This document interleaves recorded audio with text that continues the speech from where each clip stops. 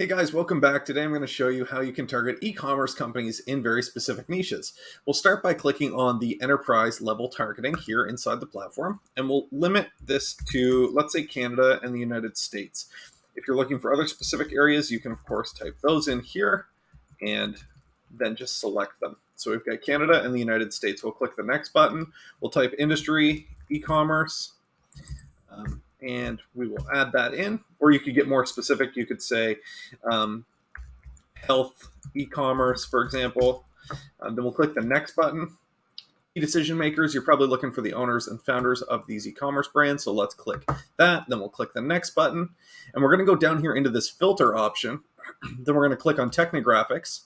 And we're going to go to Technologies. When any e-commerce technology is detected. So we'll click any e-commerce technology is detected and the blue next button. So now we've said those are going to be in there. Now, if you want to be a little bit more specific and make sure that, hey, we want these to be health-related brands, let's go to filter.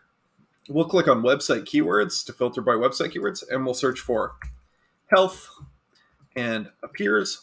And then we'll add another condition. Maybe we'll say skincare. And we'll put this as an or. So if health or skincare appear, then we want this lead because we know it's a health-related e-commerce site. So perfect. Now we've mentioned that we're looking US and Canada, looking for health e-commerce brands. You can switch out these key terms for whatever key terms you want to find on the websites. Looking for any e-commerce site, so based on any platform. If you wanted to change that and say, well, I only work with Shopify, just select Shopify and click Next.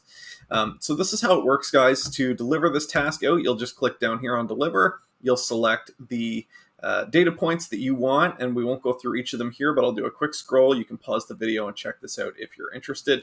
Down here, you're just going to give this a name, so we'll call this Ecom Test, and we'll set the number of leads to 1,000, or however many you need, and then we'll click the blue Launch button.